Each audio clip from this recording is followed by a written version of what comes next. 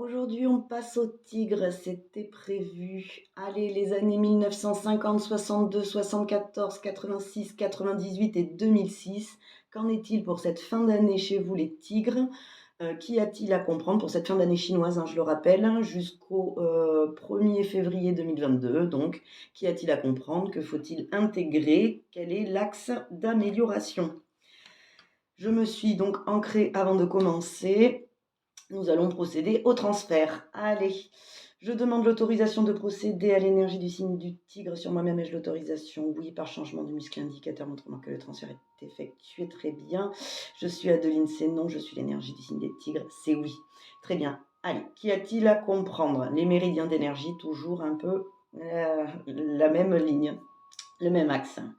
Allez, maître du cœur, cœur, estomac, triple, chauffeur, intestin, grêle, vessie, un rate, poumon, foie, vésicule biliaire, gros intestin, rate. Donc la rate nous parle d'analyse. Donc il y aurait probablement un stress quant au fait de peut-être voir les choses de manière négative, problématique, sombre, alors qu'en réalité, comme je dis souvent, tout est 50-50. Donc si l'analyse est en stress, c'est qu'elle est un peu basée sur le côté qui va pas, quoi. Allez, on va aller voir plus en détail, hein, dans quel domaine. Alors, ok. Ok. 1, 2, 2, 3. J'ai la foi. C'est non. Alors, j'ai la foi dans le domaine spirituel, bien évidemment, hein. Ça nous dit j'y crois, je crois en quelque chose de plus grand, je crois quoi. D'accord? J'y crois vraiment profondément. Le doute, il est là. Il est là pour les tigres. Est-ce que je crois vraiment en quelque chose? Est-ce que je le sens profondément? Couramment, je le dis au cabinet, c'est facile d'avoir la foi quand tout va bien. Le principe de la foi, c'est de continuer à y croire, même quand ça va moins bien, hein, même quand c'est compliqué. Il n'y a pas d'orage qui dure toute une vie. Pour ça, c'est vrai que la foi est un outil, un bon outil pour traverser cette vie, parce que comprendre que rien ne sert à rien et qu'il y a une raison à tout et que ça va passer et on y croit et on s'y accroche, ça reste quand même un bon outil pour cette vie. Et la remise en question est là. Elle est là sur les tigres qui visiblement se posent la question. Peut-être qu'ils y ont cru longtemps et que ils n'ont pas eu les résultats escomptés. Pourquoi est-ce qu'on s'interroge sur le fait d'y croire vraiment? Est-ce que ça sous-entend qu'on y a cru? Est-ce que ça sous-entend que pas du tout, j'y ai jamais cru? Je pense pas. Je pense qu'il y a une remise en question de sa croyance ou de ce en quoi on croit, parce que justement, c'est une remise en question. Donc on y a cru, il me semble. Allez, y a-t-il un autosabotage? Oui. Je veux mener une vie heureuse, c'est oui. Je veux mener une vie misérable, c'est oui. D'accord, donc déjà on est sur un conflit du conscient, hein, qui est là, qui est accessible. Un conflit de oui. On va aller voir dans quel domaine. Maître du cœur, cœur, estomac, triple réchauffeur, intestin grêle, vessie, rein, rate, poumon, foie, vésicule biliaire, intestin grêle. Conflit de oui à l'intestin grêle. L'intestin grêle, c'est le méridien qui nous parle d'intégration des leçons, quelque part, de la vie. J'ai tiré des leçons de mes expériences, j'ai assimilé la leçon, l'expérience, voilà. Et par ce fait, je suis capable d'affirmer nouvellement qui je suis après cette assimilation d'expérience. Là, il y a un petit bug sur ce méridien, en tout cas qui nous crée un auto-sabotage. On va voir lequel, ça concerne quoi. Allez, de 1 à 10, 10 à 19, 10, 11, 12, 13. 13. Il y a 3 phrases. 1, 2, 3. Ok. Je me sens arrêtée par des petits riens. Je me sens arrêtée par des petits riens, donc j'ai des difficultés à tirer les leçons ou les expériences qui sont les miennes.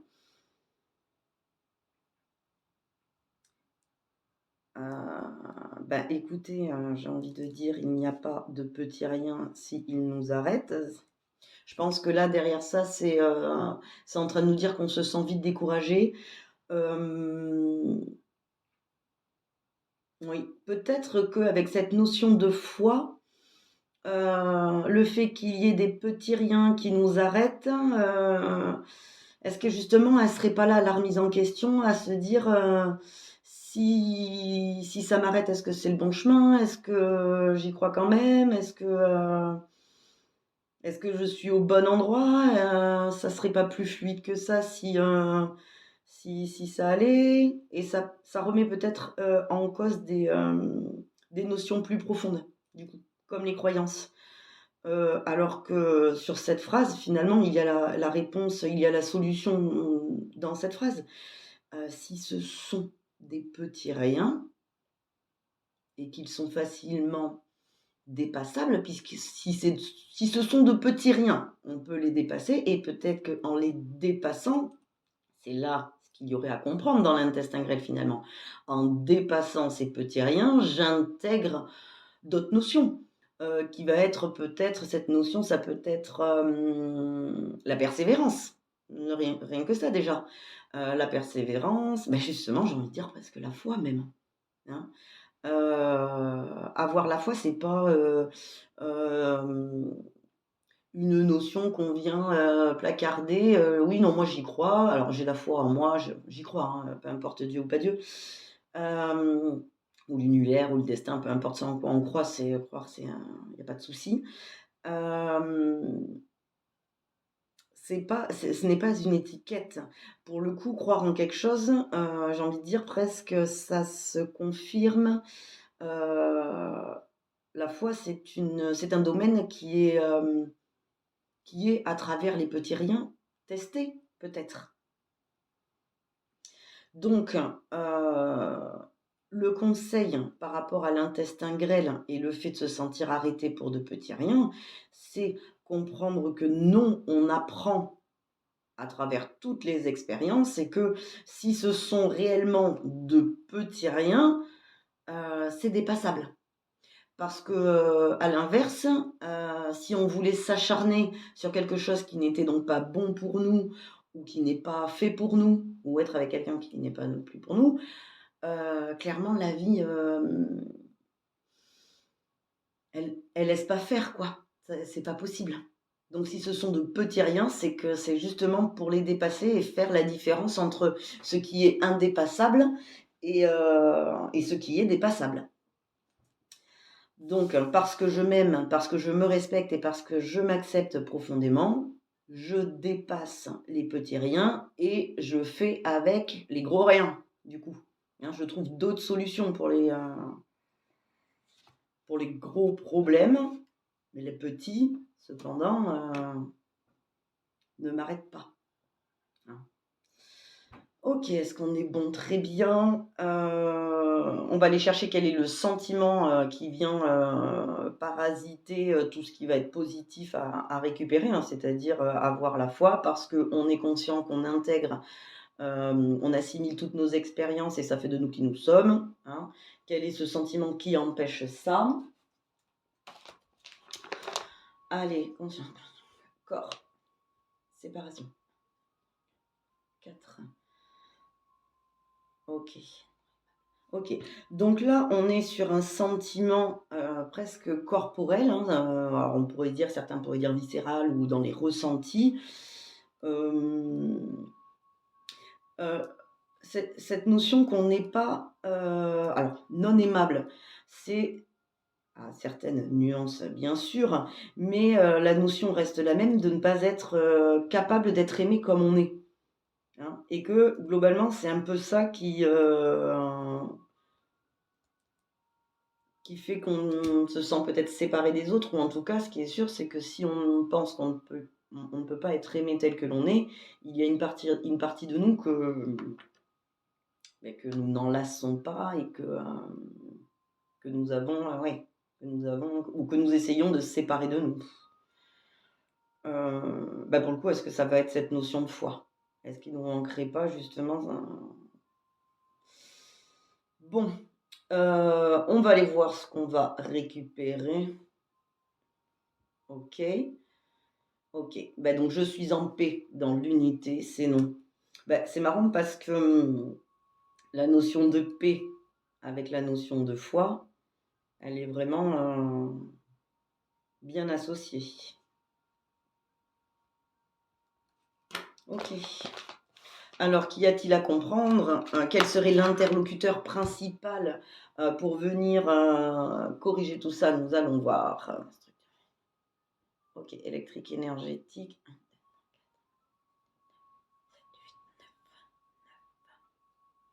9. Ok, donc là, ça nous parle d'équilibre. On va aller voir.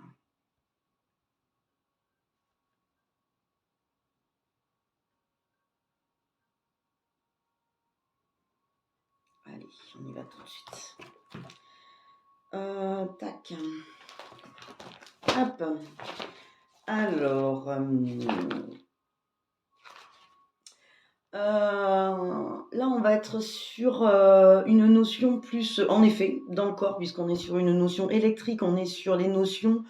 l'équilibre électrolytique, ça va être les notions de ions. Les ions positifs, les ions négatifs. Donc, au niveau des symboliques, bien évidemment, ça peut nous parler d'équilibre entre les pensées positives et les pensées négatives.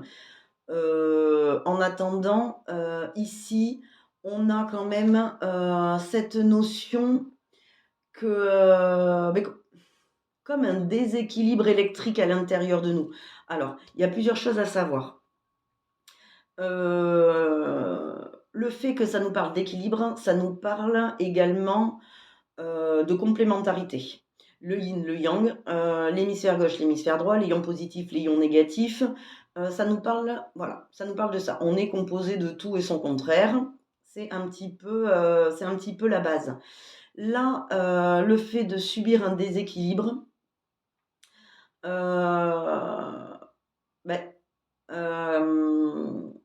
c'est une perception, finalement.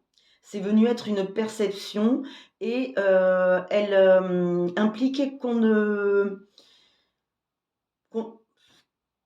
prenne pas, finalement, la responsabilité un petit peu de ce qui nous arrive. Alors, on va aller voir, parce que forcément, étant complémentaire, il y a deux notions. Alors, tac, tac, tac, tac, tac.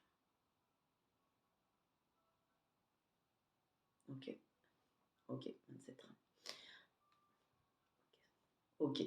Bon, il y avait deux notions possibles. Soit ce déséquilibre était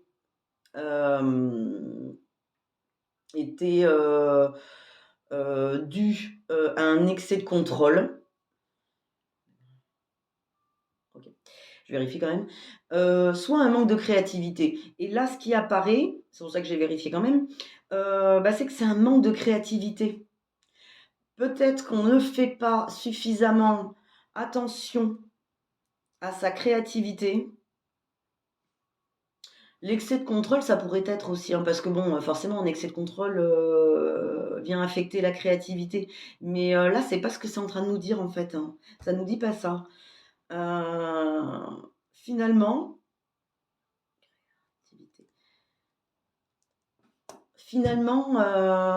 c'est pas tant l'excès de contrôle qui vient affecter. Je pense que, du coup, le contrôle, comme on peut le voir dans nos vies, tout à chacun, hein, et puis dans ce que l'on vit aussi au niveau sociétal, c'est le résultat d'un manque de créativité. Alors en sachant que la créativité, On va parler du côté aussi, donc intuitif, tout ce qui va être un peu, justement, yin quoi. Donc peut-être bien le côté féminin, et oui, dans ce monde, on est beaucoup, on doit on doit faire, on doit être rigoureux, on doit être rentable, on doit suivre des protocoles, on doit faire. Donc je pense qu'on s'y est, pas mal habitué, mais que, on n'a pas développé le côté inverse, hein, le côté créatif, qui nous permettrait finalement, faire ce qu'il y a à faire, mais de manière beaucoup plus créative, hein, rien n'empêche, hein, c'est pas parce qu'on est créatif que du coup on ne fait plus. Hem, on peut quand même faire les choses de manière rigoureuse, tout en mettant une autre l'autre partie de nous. Parce que nous sommes quand même moitié-moitié. Et là, si, j'ai la foi, c'est non, finalement. La foi, c'est croire en quelque chose qui ne se voit pas forcément, mais de même que l'amour. L'amour, c'est pas quelque chose que l'on peut voir, l'amour que l'on ressent, hein, j'entends. L'amour que l'on ressent pour quelque chose, c'est pas quelque chose qui se voit, c'est quelque chose qui se ressent. On est, convaincu, de l'amour que l'on éprouve. Eh bien, c'est pareil avec la foi, on est convaincu, qu'il y a une raison à tout, mais aujourd'hui, ce qui apparaît, c'est que ce doute envers ce que l'on croit, parce que finalement nous sommes arrêtés par de petites choses, qui, nous font croire qu'on est un peu à l'écart et que, on ne puisse pas être capable d'être aimé avec notre foi, avec le fait de croire en quelque chose de plus grand ou d'invisible ou d'avoir, voilà, cette foi, cette ambition, cette motivation viendrait de quoi finalement? Là, ce que c'est en train de nous dire, c'est, d'un manque de créativité. Développons du coup notre créativité, développons, notre sensibilité, voyons le beau, dans le moins beau, reconnectons-nous à notre créativité, à ce qui est beau. Ça va être l'art, ça aussi, hein, ici, hein, ça va être l'art aussi, hein, de manière à reprendre la responsabilité de ce qu'on vit, recréer l'équilibre à l'intérieur de nous. Non, il n'y a pas que des contraintes, des protocoles, des choses à gérer. Nous pouvons bien évidemment rééquilibrer avec une manière créative de vivre ces contraintes, finalement, et ainsi récupérer un sentiment d'unité dans ce que l'on vit, dans le côté positif de nous et le côté négatif. Hein, là, ça parle de ion, donc forcément, mais le côté contrainte et créativité, le côté logique et créativité et créatif, et nous sentir en paix parce que finalement complet, unis. Et ainsi, en effet, si nous on s'y retrouve, on n'est pas arrêté par de petits riens. On n'est pas obligé d'expliquer ce en quoi on croit et même le fait de croire, hein, c'est pas, chacun, a ses croyances, chacun a sa spiritualité, moi j'ai envie de dire on peut croire en ce qu'on veut, dès lors où ça nous tire vers le haut, où ça nous fait du bien, hein, croire que l'orage va s'arrêter à un moment donné, c'est c'est vrai quoi. Au bout d'un moment, en effet, ça s'arrête et pour ma part, je trouve ça plus facile, de vivre, les difficultés de la vie quand au fond de nous, on a justement cette foi que, cela sert à quelque chose, que chaque difficulté vient apporter une ressource, que ça se rééquilibre, d'une manière ou d'une autre, qu'on reste quand même, présent dans sa vie et responsable de ce que l'on vit, hein, peu importe les contraintes et que voilà quoi, que demain sera un autre jour et que demain nous serons différents parce que nous aurons justement, traversé, la tempête avec cette croyance-là que, ce n'est pas pour rien, qu'on ne souffre pas pour rien, qu'il y a une explication à tout, c'est tellement vaste. OK. Est-ce qu'on a vu tout ce qu'il y avait à voir? Oui. Est-ce qu'il y a autre chose à comprendre? OK, non. Je suis en paix dans l'unité, c'est oui. Je veux mener une vie heureuse, c'est oui. Je veux mener une vie misérable, OK, c'est non, ça lâche tout de suite. Et j'ai la foi, c'est oui. Voilà, très bien. C'est fini pour les tigres. Au revoir.